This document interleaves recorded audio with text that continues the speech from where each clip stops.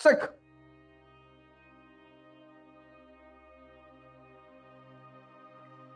अब सिखों का इतिहास बहुत प्यारा इतिहास। एक ऐसी कौम, एक ऐसी कम्युनिटी जिसने एक नई धारा शुरू की, धर्म की, और उस धारा का जो सेंटर है वो है गुरु। वो पहले भगवान की बात नहीं करते, वो पहले भगवान की बात नहीं करते, वो पहले गुरु की बात करते हैं कि धर्म के जो सिद्धांत है मूलभूत, वो तुम्हें अगर कोई आदमी समझा सकता है तो वो है गुरु। मतलब व्यक्ति और भगवान के बीच जो आदमी है वो है गुरु, प्रीस्ट नहीं, पुरोहित नहीं। क्योंकि प्रीस्टों ने, वो किसी भी धर्म के हो, वो किसी भी धर्म के हो, किसी भी धर्म के, प्रीस्टों ने ही सारी समस्या को जन्म दिया। पैगंबर, अवतार, ये धर्म के सिद्धांत नीचे लाए, और वो सिद्धांत जब पुरोहितों के, प्रीस्टों के हाथ में पड़े, बिगड़ गए। तो सिख धर्म की जो सबसे बड़ी ताकत है वो यही है कि गुरु बिना मुक्ति ना हुई। अब ये शुरू क्यों हुआ? Why it started? Necessity is the mother of invention. आवश्यकता आविष्कार की जननी है। जब भी किसी चीज की जरूरत पड़ेगी वो खुद ब खुद पैदा हो जाएगा। तो ऐसा सिख धर्म की क्या जरूरत पड़ गई?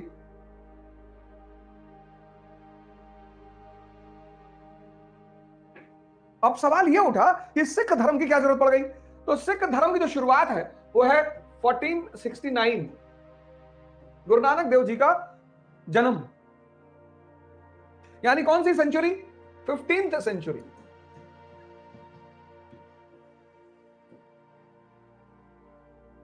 सिख धर्म की जो शुरुआत है वो 15th सेंचुरी। 15th सेंचुरी में भारत की दशा, कंडीशन ऑफ इंडिया, भारत की दशा, condition of India.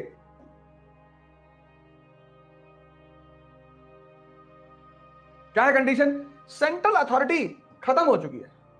Central authority, केंद्रीय सत्ता का अंत, के सेंट्रल अथॉरिटी वॉज ओवर। केंद्रीय सत्ता का अंत। केंद्रीय सत्ता कौन? केंद्रीय सत्ता दिल्ली सल्तनत। दिल्ली सल्तनत, केंद्रीय सत्ता का अंत। अब इस केंद्रीय सत्ता के अंत होने का क्या परिणाम था? तो अब ये सब चीज कनेक्ट करते हुए जाइए, सीखिए, बैठिए, सुनिए। अब ये देखो सिखों के बारे में, 1469 यानी 15th सेंचुरी, केंद्रीय सत्ता भारत में खत्म हो चुकी है, दिल्ली सल्तनत का अंत हो चुका है। अब दिल्ली सल्तनत का जब अंत हो चुका है तो पंजाब सबसे ज्यादा खतरे में, पंजाब सबसे ज्यादा खतरे में, सबसे ज्यादा खतरे में, पंजाब सबसे ज्यादा खतरे में। क्यों? क्वेश्चन मार्क लगा लो, क्वेश्चन मार्क लगा लो। पंजाब सबसे ज्यादा खतरे में क्यों? क्योंकि भारत में आने के दो दरवाजे हैं, 2 doors to enter in India, 2 doors to enter in India. Bharat में अंदर आने के 2 दरवाजे हैं। पहला दरवाजा बोलन पास, और दूसरा दरवाजा खैबर पास। एक बोलन दर्रा, एक खैबर दर्रा, ये 2 दरवाजे हैं भारत के अंदर आने के। ये जो दरवाजा है ये बड़ा खतरनाक दरवाजा है, रन ऑफ कच्छ में खुलता है। ये दलदली इलाका है, खतरनाक इलाका है। इस दरवाजे से एक आदमी ने एंटर करने की कोशिश की और बहुत बुरा मारा गया। कौन? मोहम्मद गौरी। इस दरवाजे से एक आदमी ने घुसने की कोशिश की थी, बहुत बुरा मारा गया। मोहम्मद गौरी, भीमा सेकेंड, चालुक्य नरेश, बहुत पीटा मोहम्मद गौरी को। यह दरवाजा ये पंजाब में खुलता है और मध्य एशिया से भारत आने का सबसे सुरक्षित रास्ता है। इसलिए जितने भी इन्वेडर्स इंडिया आए वो इसी रास्ते से आए, वो चाहे शक हो, चाहे कुषाण हो, चाहे हूण हो, सब इसी रास्ते से आए। तो भारत में घुसने के 2 दरवाजे, एक बोलन और एक खैबर, और खैबर जो दरवाजा है वो पंजाब में खुलता है। अब आप कंडीशन देखो पंजाब की।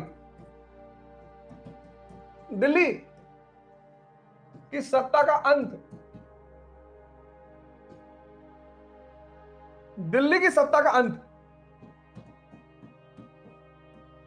दिल्ली की सत्ता का अंत और खैबर बना खतरा। भारत सोने की चिड़िया और Punjab the land of prosperity.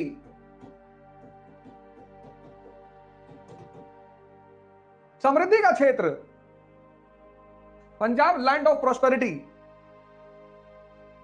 अब सिचुएशन देखो, खैबर से खतरा। अब देखो इसको, सोचो, जागो, उठो।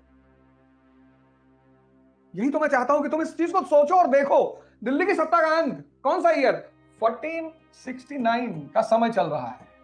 ये देखो, यही चीज तो छोड़ दी तुमने।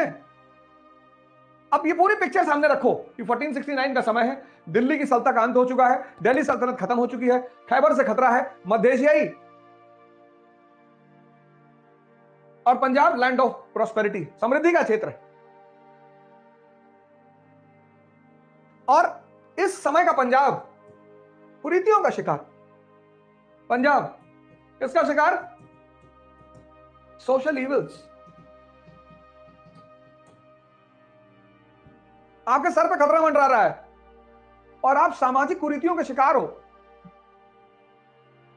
ऊंच नीच, भेदभाव,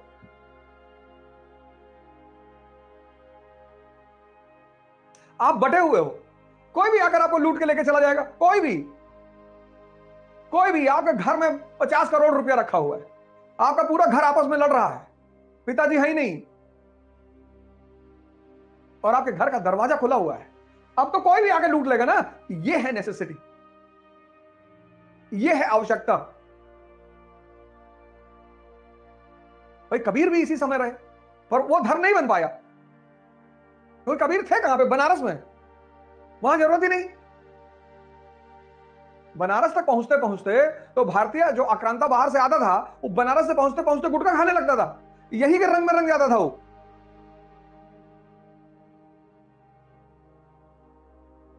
और बंगाल पहुंचा तो उसने कहा अमार सोनार बंगला, गरम गरम ढीम। यह है आवश्यकता, यह है नेसेसिटी। और इस नेसेसिटी में गुरु नानक देव जी ने इस कहानी की नींव रखी। उनका धर्म में कोई इंटरेस्ट नहीं था, इस कहानी की नींव रखी जब उन्होंने एकेश्वरवाद का सिद्धांत दिया। मोनोथिज्म, एक ओंकार सतनाम। मोनोथिज्म का मतलब एकेश्वरवाद। हम सब एक पिता की संतान हैं। लाखों संतों ने इस बात को कहा, पर इस धरती पर किसी को समझ में नहीं आया और ना कभी आएगा।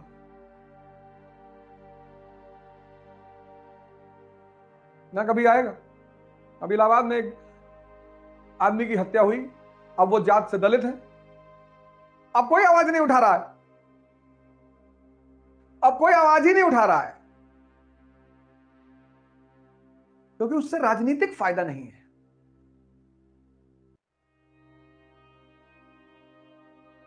उससे कोई राजनीतिक फायदा नहीं है, उससे पोलराइजेशन नहीं होगा और उससे पोलराइजेशन को खतरा भी पैदा हो जाएगा। ये कयामत तक चलेगा क्योंकि 2% एरिस्टोक्रेसी है, 98% प्रजा है। इस 98% को उलझाए रखने का सबसे प्यारा तरीका है डिवाइड एंड रूल। किसी भी स्तर पे, किसी भी, और ऐसा नहीं हिंदुस्तान में, हर जगह। अरब वर्ल्ड में चले आओ, मोहम्मद साहब ने एकेश्वरवाद का सिद्धांत दिया, कहा अल्लाह एक है और उसका एक अंतिम रसूल है मोहम्मद साहब। वहां देखो शिया, सुन्नी, महदवी, पता नहीं कितनी चीजों में बटे। वहां कौन सा जातिवाद है? तुम यूरोप चले आओ, कैथोलिक, प्रोटेस्टेंट, पता नहीं कितनी डिवीजन है। 2% शाही वर्ग का जो सबसे बड़ा हथियार है 98% को कंट्रोल करने का, वो है डिवाइड एंड रूल। तो ये तो तुम कभी खत्म नहीं कर पाओगे। लेकिन समय समय पर संतों ने आकर जब मुसीबत आई गुरु नानक देव जी ये भी रोशनी लेकर आए। एकेश्वरवाद, एक ओंकार सतनाम। इनके बाद गुरु अंगद, और गुरु अंगद ने जो सबसे बड़ी चीज शुरू की वो थी लंगर। दोस्ती का सबसे बड़ा आधार है खाना। आप अगर किसी के साथ खाना नहीं खा सकते, किसी के घर में खाना नहीं खा सकते, तो उससे अच्छे संबंध होने के चांस न्यूनतम है। जो रिलेशन की शुरुआत है ना, वो भोजन है।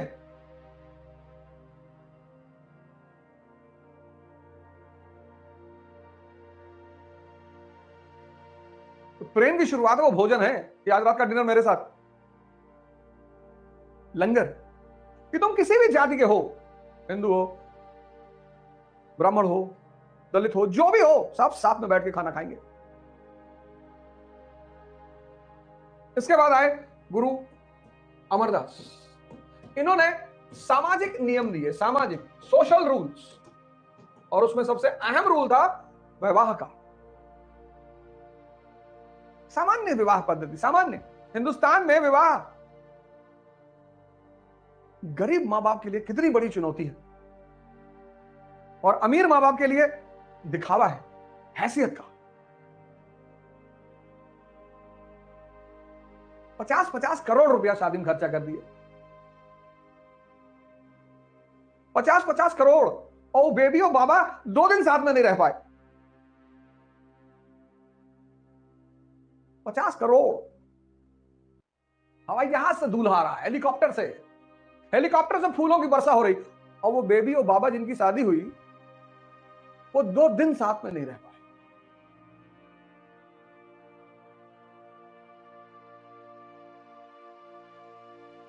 सूट और लहंगा और पार्टी और ये और वो, और हमारे भोलेनाथ शमशान की राख वाख मल के गए थे बारात लेके, लेकिन ताकत है अंदर की।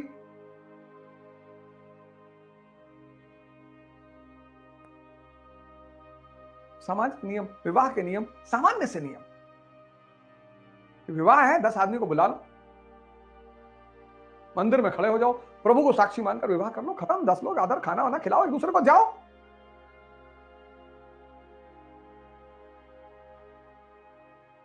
ये तीसरे गुरु, गुरु अमरदास। और चौथे गुरु, गुरु रामदास। इन्होंने हरमंदिर साहब की स्थापना की। इसको आज हम कहते हैं गोल्डन टेम्पल। और इस तरह सिख धर्म का एक धार्मिक आइडेंटिटी पैदा हुआ, धार्मिक केंद्र। हिंदू अयोध्या और रामेश्वरम, मुसलमान मक्का और मदीना, ऐसे सिख अमृतसर, गोल्डन टेम्पल। तो इन चारों लोगों ने सिख धर्म की सामाजिक और धार्मिक नींव रखी, सोशल एंड रिलीजियस। इन चारों लोगों ने सिख धर्म की सोशल और रिलीजियस नींव रखी, सामाजिक और धार्मिक। और हरमंदिर साहब के लिए जमीन किसने दी? अकबर ने। हरमंदिर साहब की नींव किसने रखी? मियां मीर मुस्लिम सूफी।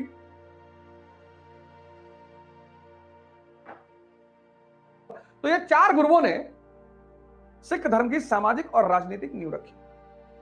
5वें गुरु जो हैं, गुरु अर्जुन देव। यहीं से थोड़ा मामला गड़बड़ा गया, यहीं से सिख और मुगल संघर्ष की शुरुआत,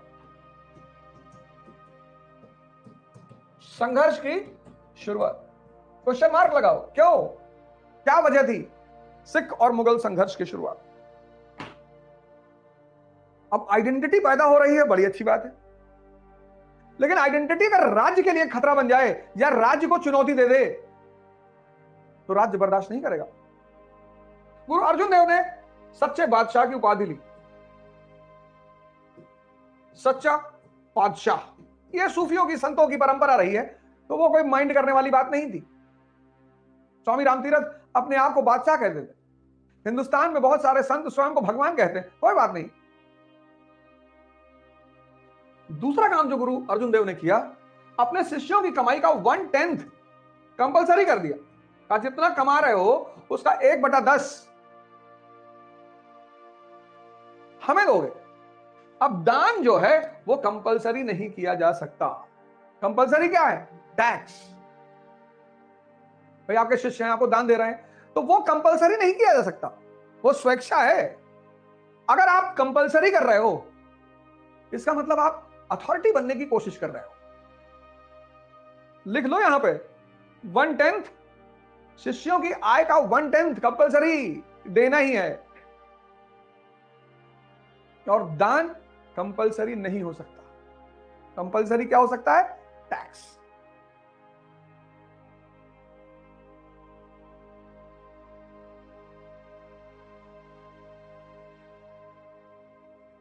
अब एक ही टेरिटरी में दो लोग कैसे टैक्स ले सकते हैं? एक ही टेरिटरी में दो लोग कैसे टैक्स ले सकते हैं? तो अगर दूसरा आदमी टैक्स ले रहा है मतलब अथॉरिटी। और तीसरी बात, जिसने जहांगीर को भड़का दिया, जहांगीर का बेटा था खुसरो, उसने पिता के खिलाफ विद्रोह कर दिया। खुसरो को गुरुजी ने संरक्षण दे दिया।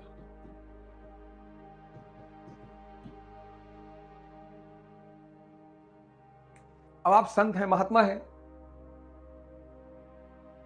और आपके पास किसी का बेटा आया कि मैं अपने बाप के खिलाफ हूं, आप समझा के भेज दीजिए। हालांकि जहांगीर की बदतमीजियां ने गुरु को मजबूर किया खुसरो को संरक्षण देने में। परेशान कर दिया अकबर को। अकबर के दोस्त अब्दुल फजल की हत्या कर दी। अव्वल दर्जे का शराबी, और ये बड़ा योग्य आदमी था खुसरो। लेकिन जहांगीर के मन में तनाव तो था ही कि गुरुजी आप हमको टक्कर दे रहे हो। और यहीं पर जहांगीर ने एक गलती कर दी। गलती है ये, और गलती यह है कि गुरु अर्जुन देव को कैपिटल पनिशमेंट दे दी, फांसी दे दिया। और यहीं पर जहांगीर गलती कर गया, नहीं करना चाहिए था। गुरु खिलाफ जा रहे थे, कुछ गलत कर रहे थे, आप देश निकाला ना, तो भैया आप डोरा डंडा उठाओ और जाओ यहां से। देश निकाला। लेकिन जिस समुदाय का अस्तित्व पैदा हो रहा हो, उस समुदाय के गुरु पर आप हमला करोगे तो तनाव तो शुरू होगा ही। और गुरु अर्जुन देव की हत्या से सिख और मुगल संघर्ष की शुरुआत किसने की? गुरु हरगोविंद जी ने। अकाल तख्त की स्थापना, अकाल तख्त क्वेश्चन मार्क लगा लो। तो एक तो गुरु हरगोविंद जी ने अकाल तख्त की स्थापना की, और दूसरा अपने शिष्यों से घोड़ा और अस्त्र दान में लेने लगे। और यहीं से मिलिटराइजेशन की शुरुआत। सिख सैनिकरण, मिलिटराइजेशन ऑफ सिख, यहीं से। किसका परिणाम थी? गुरु अर्जुन देव की हत्या का परिणाम। फिर शांति का दौर रहा। गुरु हर राय, गुरु हरकिशन,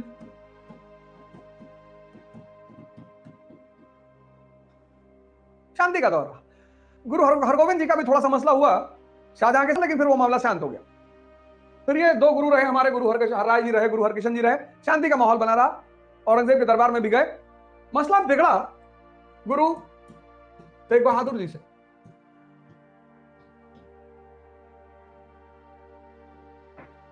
गुरु पुरोहित जातिवादी हो सकता है, पुरोहित धर्मवादी हो सकता है, गुरु हो ही नहीं सकता। हिंदू पुरोहित है, मुसलमान पुरोहित है, सिख पुरोहित है, क्रिश्चियन पुरोहित है, लेकिन हिंदू गुरु नहीं हो सकता। यही तो गुरु की खासियत है, जो समझ गया। जो पढ़ लिया वो गुरु नहीं है, पढ़ रहा है तो अच्छी बात है, जो समझ गया, जो समझ गया वो गुरु है। उसके लिए माने नहीं रखता। आज इतना ब्राह्मणों को गाली दे रहे हैं। पुरोहित को तुम टारगेट बनाओ, पुरोहित को। फिर मैंने कहा पोलराइजेशन।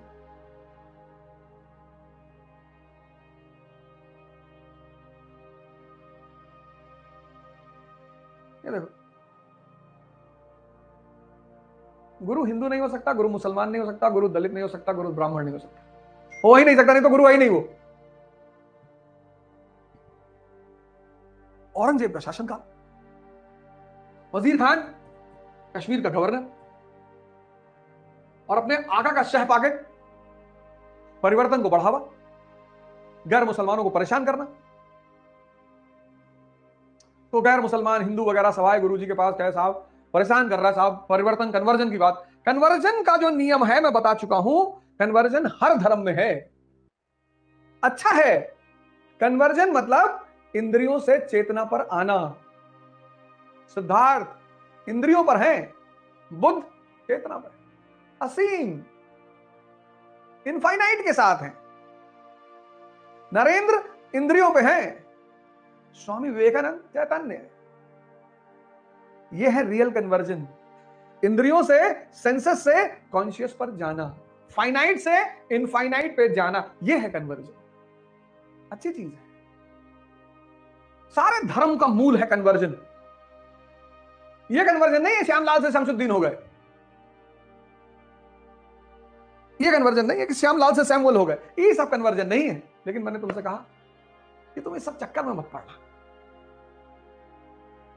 अब गुरु का धर्म है मानवता की रक्षा करना, तो गुरु ने कहा इन लोगों से कि जाओ यार उससे कह दो, क्या नाम है, बोले साहब वजी, बोले जाओ कह दो। गुरु भयभीत नहीं हो सकता, जो भगवान से कनेक्टेड है उसको कोई क्या डराएगा। ये सब गुरु के लक्षण है। बोले जाओ बता देना, गुरु जी ने कहा है कि पहले हमको कन्वर्ट करो, बाकी सब हो जाएंगे अपने आप। उनको दिल्ली लाया गया, हालांकि उस वक्त औरंगजेब दिल्ली में था नहीं, लेकिन वहां पे फांसी। फिर गलती हो गई, संत गुरु इनको सबको नहीं मारा जाता है, फिर गलती हो गई। और जब यहां गलती हुई तो 10वें गुरु, गुरु गोविंद सिंह,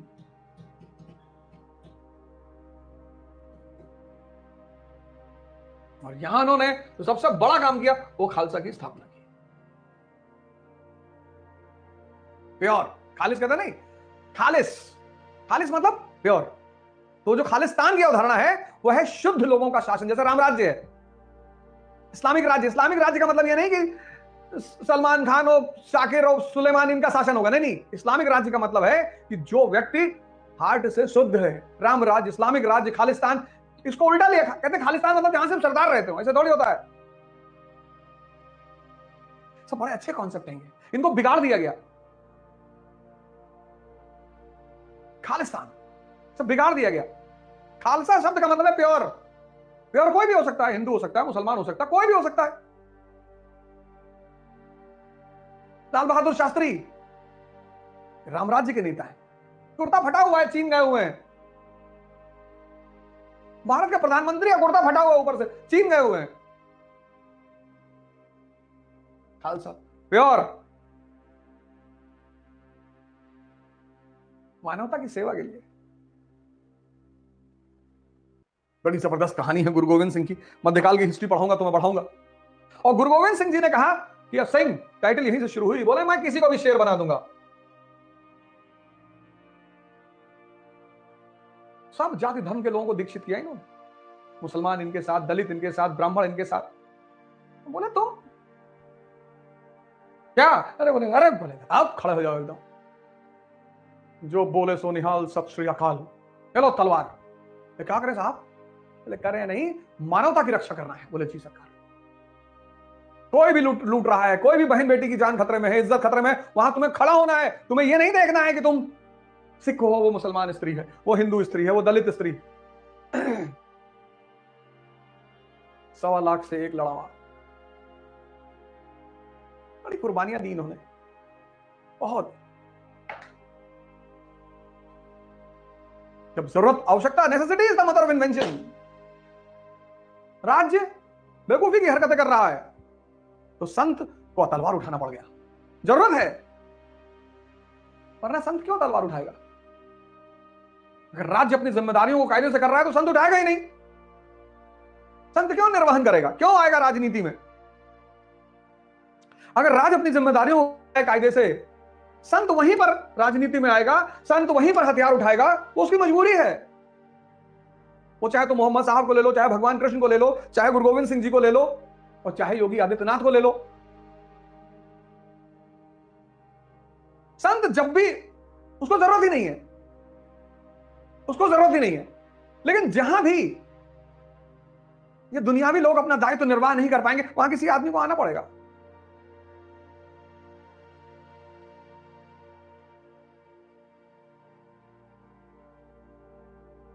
चर्चा करूंगा मैं मध्यकाल का जब वो पढ़ाऊंगा एनसीईआरटी। और गुरु गोविंद सिंह जी ने कहा कि मेरे बाद गुरुशिप यहीं पर स्टॉप हो जाएगी। अब 11वां गुरु कौन? गुरु ग्रंथ साहिब।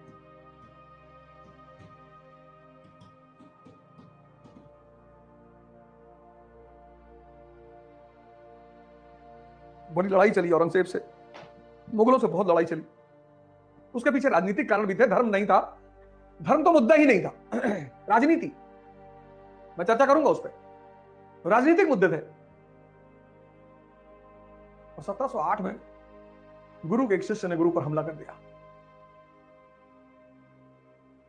और यहीं से 1707 औरंगजेब की मृत्यु, 1708 गुरु गोविंद सिंह,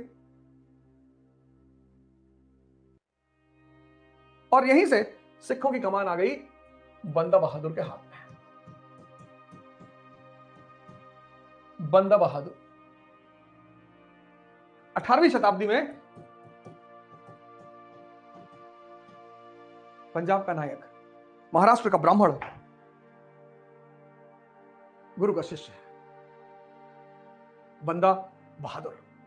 गुरुदेव ने ही नाम दिया बंदा बहादुर। बहादुर शाह से समझौता नहीं हो पाया, मैं पढ़ा चुका हूं। बहादुर शाह से समझौता नहीं हो पाया, और जहांगीर शाह समझौता नहीं हो पाया। फर्रुख सियार के काल में 1715 में पकड़ लिए गए और इनकी हत्या हो गई। एक तो विदेशी मराठी ब्राह्मण, और पंजाब में एक्टिव लोकल आदमी को कष्ट हो रहा था ना। और फिर ये आदमी जमीनी लोगों के लिए काम कर रहा था, कमजोर लोगों के लिए काम कर रहा था। तो पंजाब का जो शाही तबका था वो इस आदमी के खिलाफ था। और इस आदमी ने पहली कोशिश की, बंदा बहादुर ने, पहला व्यक्ति, first to dream for a Sikh state. बना नहीं पाया बंदा बहादुर जी उसको बना नहीं पाए, लेकिन first to dream about Sikh state. Guru Nanak और गुरु गोविंद सिंह जी के नाम के सिक्के चलाए, लिख लो, गुरु नानक और गुरु गोविंद सिंह जी के नाम के सिक्के चलाए, पहला प्रयास किया। 1715 में पकड़ लिए गए, हत्या हो गई। 1715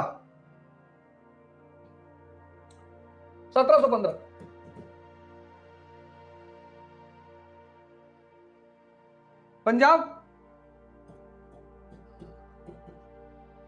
लीडरशिप वैक्यूम।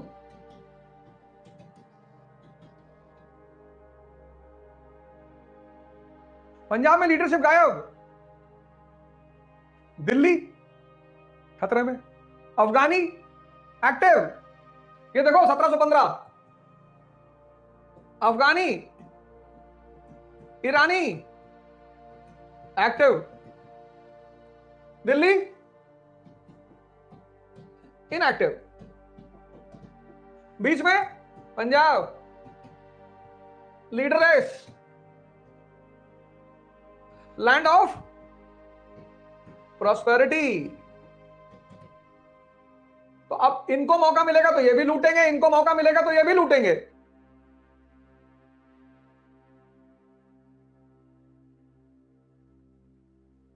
देखो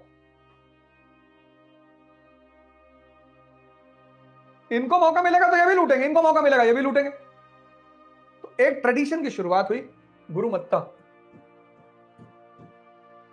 गुरुमत्ता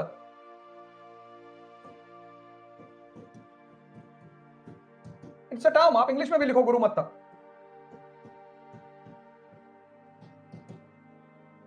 सिख सारे कहां मिलेंगे? अमृतसर में, और वहीं पे की डिसीजंस लिए जाएंगे। 1739 करनाल का युद्ध, सबसे ज्यादा इसको झेलना पड़ा पंजाबियों को। 1740s अब्दाली की रेड, किसको झेलना पड़ा? सिखों को।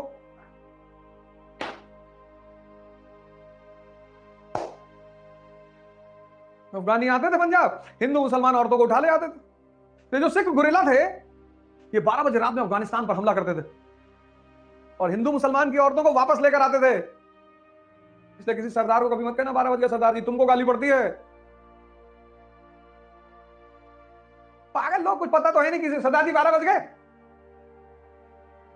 हिंदू मुसलमान इनकी औरतों को नहीं उठाते थे अफगानी, उनको पता था। हिंदू मुसलमान, ये सिख गुरिल्ला ये रात में 12 बजे हमला करते थे। खौफ बन गए थे सिख अफगानिस्तान के लिए, खौफ। कहते हैं अफगानी औरतें अपने बच्चों को हरि सिंह नलवा के नाम पे सुलाती थी। ये जलवा था सिखों का। और जो भी मानवता के लिए काम करेगा उसकी तारीफ तो होगी ही।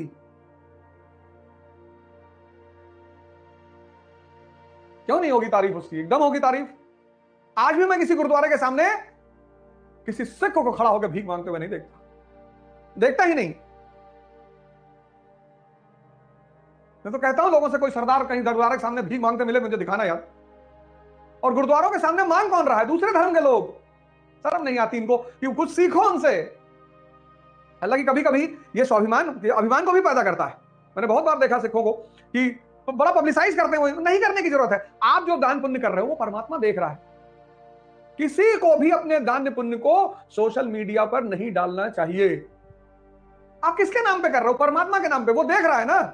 और आपने दान किया और फोटो खींच के डाल दिया एफबी पे, तो इससे तो आपकी गौरव बढ़ा, आपका सम्मान बढ़ा कि अरे भैया बहुत दानी है।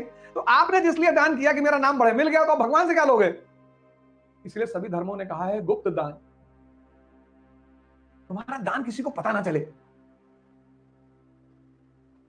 तो किसी नीडी को तुमने 1000 रुपए दे दिया और वो तुम्हें जानता नहीं, तो वो किसको धन्यवाद कहेगा? प्रभु को कहेगा भगवान मिलने आए थे भैया, भगवान भैया हमारी मदद किए।